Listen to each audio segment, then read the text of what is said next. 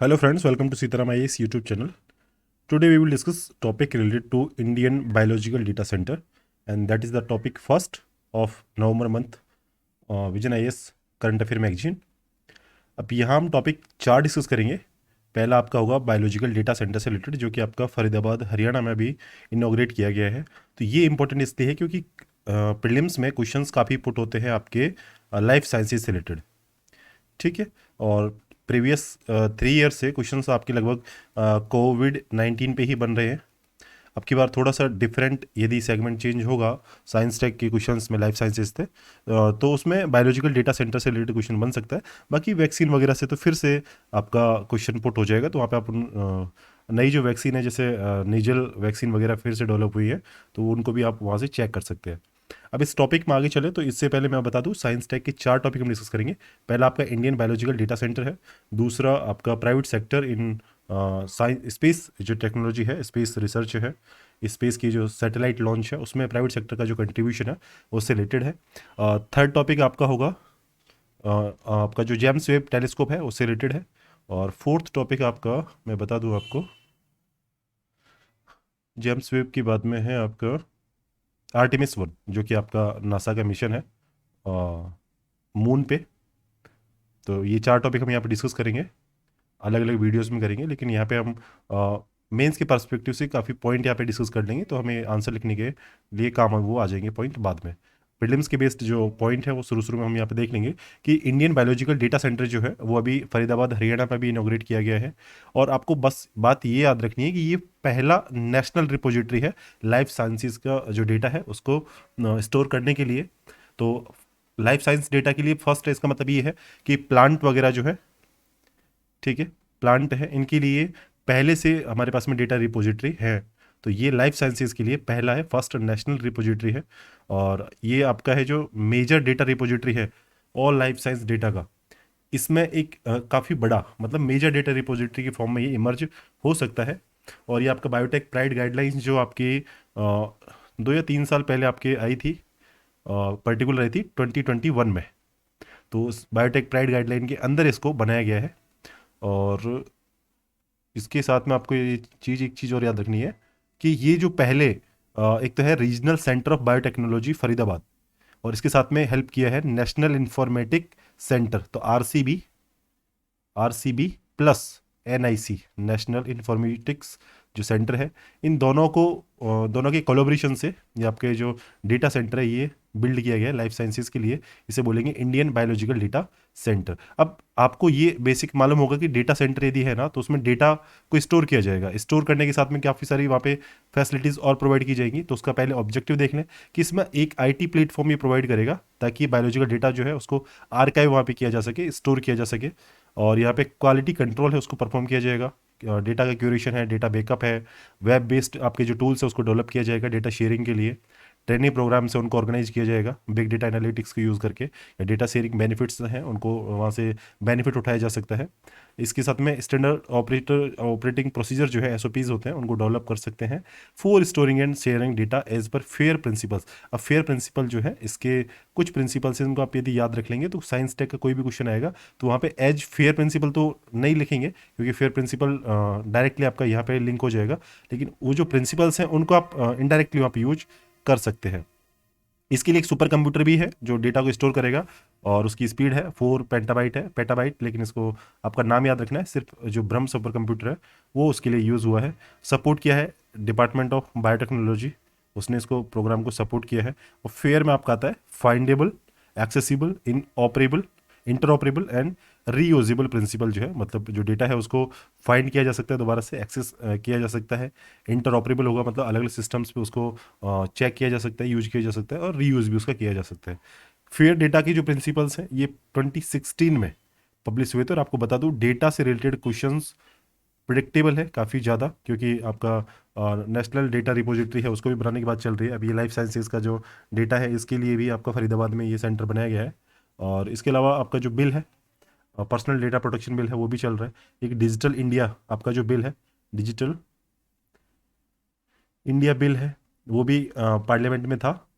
तो ये काफ़ी सारी चीज़ें डेटा कलेक्शन से रिलेटेड, डेटा रिपोजिटरी बनाने से रिलेटेड इन्फॉर्मेशन आपको अवेलेबल होनी चाहिए और आप उसको प्रिपेयर कर लें मेंस के लिए, वो यूज हो सकती है आपके लिए।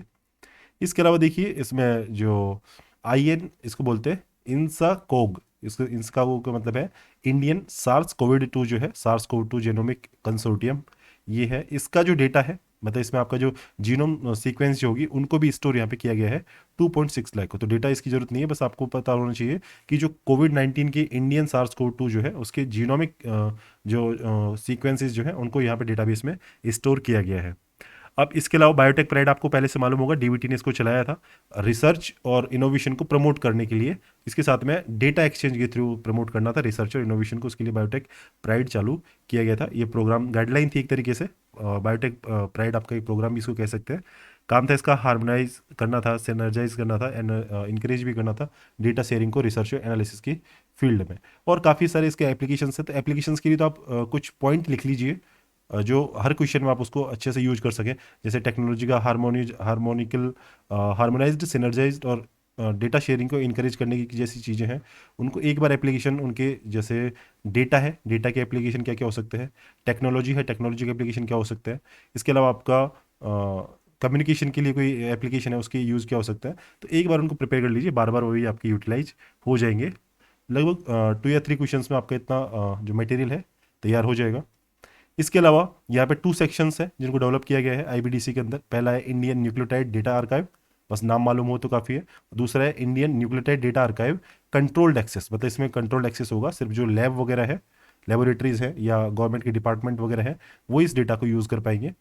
इसके अलावा यहाँ पे 2 डेटा एक्सेस टाइप भी होंगे, और आपको मालूम है जब आपके पास में कंट्रोल्ड एक्सेस के लिए इंडियन न्यूक्लियोटाइड डेटा आर्काइव बनाया गया है, जो उसका जिसका एक्सेस कंट्रोल्ड होगा, तो यहाँ पे सीधी सी बात है कि उसके एक्सेस जो है 2 तरह के होगा। एक तो ओपन एक्सेस जिसको नॉर्मल लैब है, हॉस्पिटल्स है, ये काफ़ी सारी चीज़ें जो है जनरली उसको यूज कर सकती है, तो वो होगा ओपन एक्सेस। और सेकेंड होगा आपका रिस्ट्रिक्टेड एक्सेस, ये चीज़ है। और आपका Indian SARS CoV 2 genomic consortium, ये भी आपको मालूम होगा, कंट्री की 54 जो लेबोरेटरीज थी उनको बनाया गया था मिक्स करके, मतलब उनका जो इन्फॉर्मेशन शेयरिंग के लिए एक तरीके से कंसोर्टियम बनाया गया, ताकि जीनोमिक वेरिएशंस जो है कोविड-19 के, सार्स कोव 2 के, उसको मॉनिटर किया जा सके। तो ये आपका कंसोर्टियम था और ये जॉइंटली प्रोग्राम था, काफ़ी सारे लोग हैं इसमें, तो आपको याद रह जाए तो ठीक है। बाकी मिनिस्ट्री ऑफ हेल्थ इसमें था, DBT था, डिपार्टमेंट ऑफ बायोटेक्नोलॉजी, CSIR था, और ICMR, CSIR, DBT और आपका MOH मिनिस्ट्री ऑफ हेल्थ, इन सब लोगों का ये जॉइंट इनिशिएटिव था। और कोविड-19 के टाइम पे ये काफ़ी अच्छे से यूज में लिया गया था, लेबोरेटरीज का डेटा था उसको इंटरऑपरेबल बनाया गया था। सिग्निफिकेंस आपको अच्छे से मालूम है, यदि आपके पास में डेटा रिपोजिटरी होगा, डेटा सेंटर्स होंगे, और तो आपके वो रिसर्च जो है, मॉडर्न रिसर्च में हेल्प मिल सकती है। डेटा इंसेंटिव, डेटा डिपेंडेंट है इस टाइम पे बायोलॉजी जो है, तो वहाँ पे डेटा यूज किया जा सकता है। डेटा की सिक्योरिटी भी एक मेन टर्म होती है, यदि वो डेटा सिक्योरिटी है तो वहाँ पे जो आपका जो बायोलॉजिकल डेटा है या ह्यूमन डेटा है वो सेंसिटिव होने की वजह से वहाँ पे उसकी सिक्योरिटी होना भी एक ज़रूरी टर्म हो जाती है। इसके अलावा इंश्योर करेगा डेटा अवेलेबिलिटी को हर किसी के लिए, चाहे इंडियन रिसर्चर हो, प्राइवेट रिसर्च हो, गवर्नमेंट रिसर्च हो, वो सब के लिए डेटा अवेलेबिलिटी रहेगी। इंडियन डेटा जो है इंडियन सॉल्यूशंस के लिए अवेलेबल हो पाएगा, क्योंकि इंडियन जो फिनोटाइप है वो ग्लोबल फिनोटाइप से अलग है, अदर कंट्रीज से। तो यहाँ के जो इंडियन पॉपुलेशन जो है, इसका जो फिनोटाइप डेटा है, ये इंडिविजुअल यहाँ पे रिसर्च के लिए यूटिलाइज हो सकता है। तो Indian data for Indian solutions, ये लाइन लिख लें, बहुत अच्छी लाइन है, आंसर राइटिंग में काम आएगी। और स्टडिंग जूनोटिक डिजीजेज, और करंटली क्या डेटाबेस जो करंटली स्टोर करते हैं आपकी क्रॉप्स जो है, जैसे राइस है, ऑनियन है, टमाटोज है, इनके जो जीनोम सीक्वेंस है उनको स्टोर करते हैं। यदि अब लाइफ साइंसेज का डेटा भी, यदि ह्यूमंस का, एनिमल्स का और माइक्रोब्स का यूज यदि किया जाएगा, स्टोरेज डेटाबेस में कर लिया जाएगा, तो उससे आपका जूनोटिक जो डिजीजेज है उनकी स्टडीज़ भी आसान हो जाएगी। इसके अलावा वैक्सीन की रिसर्च में भी डेटा यूज हो सकता है। तो ये पॉइंट ऐसे हैं, आपको सबको ये आते हैं, लेकिन बस एक साथ यदि आप ये 6-7 पॉइंट को एक साथ लिख देंगे ना, तो आपका 50 वर्ड का एक पैराग्राफ बन जाता है। तो वहाँ पे आपको हेल्प हो जाएगी कि डेटा सेंटर का यूज़ क्या क्या होता है। और ये पर्टिकुलर आपका बायोलॉजिकल डेटा सेंटर जो है, बायोलॉजिकल डेटा जो है उसका यदि अपन स्टोर करेंगे तो वो चीज़ें हो सकती हैं। इसके अलावा आपका देखिए इसमें 25,000 सीक्वेंस जो है आपके TB के जो ये वेक्टर है आपका माइकोबैक्टीरियम ट्यूबरक्लोसिस, तो इसका यदि डेटाबेस में स्टोर रहेगा तो इससे आपका अंडरस्टैंडिंग बन सकेगी मल्टी ड्रग और एक्सट्रीमली ड्रग रेजिस्टेंस जो TB है उसकी, और उसके लिए नई थेरेपी और वैक्सीन भी डेवलप की जा सकती है। टॉपिक आसान था, सिग्निफिकेंस आपको बस मालूम चल जाना चाहिए था कि सिग्निफिकेंस क्या है। इसके अलावा कहाँ पे इसको एस्टेब्लिश किया गया है, इंडियन SARS-CoV-2 जीनोम कंसोर्टियम, जिसको इंसाकॉग बोलते हैं, ये किस किस का कोलोब्रेशन है, कितनी लेबोरेटरीज है। और इसके अलावा आपके दो तरह से इसमें सेक्शंस होंगे, एक्सेस भी दो तरह का होगा, कंट्रोल्ड होगा, एक ओपन एक्सेस होगा। और बायोलॉजिकल डेटा होता क्या है, ये शायद मैंने आपको नहीं बताया। ऐसी इंफॉर्मेशन, बायोलॉजिकल डेटा का मतलब ये है कि ऐसी इंफॉर्मेशन जो आपके लिविंग ऑर्गेनिज्म जो है, लिविंग ऑर्गेनिज्म है आपके, और जिसमें आपका न्यूक्लिक एसिड का इंफॉर्मेशन है, प्रोटीन सीक्वेंस का इंफॉर्मेशन है, मेटाबोलाइट्स हैं उनका इंफॉर्मेशन है, और अदर मॉलिक्यूलर एंड फंक्शनल जो कैरेक्टरिस्टिक है, इन सब का इंफॉर्मेशन इससे रिलेटेड यदि रहेगा तो उसको बोलेंगे बायोलॉजिकल डेटा। इसमें आपका जैसे डीएनए सीक्वेंस डेटा होता है, जीनोटाइप आपका डेटा होता है, एपीजीनोमिक डेटा होता है, और डेटा की जो ड्यूरेशन है इसके बारे में आपका अवेलेबिलिटी रहेगी बायोलॉजिकल डेटा में, इनको स्टोर वहाँ पे किया जाएगा।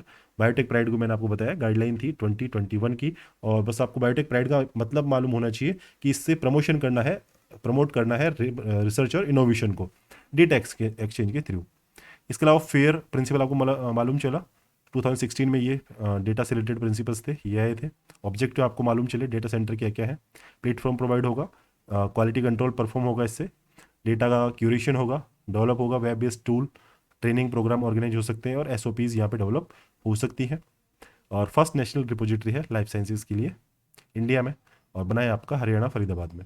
तो आई होप आपको टॉपिक क्लियर हो गया होगा, और वीडियो बड़ा नहीं हुआ है। चलो 12 मिनट में इसको फिनिश करते हैं। आप इसको प्रिपेयर कर लीजिए, आपने पहले से पढ़ रखा है तो काफ़ी बेनिफिशियल रहेगा प्रीलिम्स के लिए मेनली। और कुछ पॉइंट है आपके इसके, फेयर प्रिंसिपल है उसको आप मेंस के लिए कई नोट्स में एक बार लिख दें, ताकि मेंस जब आए आपका तो उस टाइम पर आप उसको यूज कर सकें।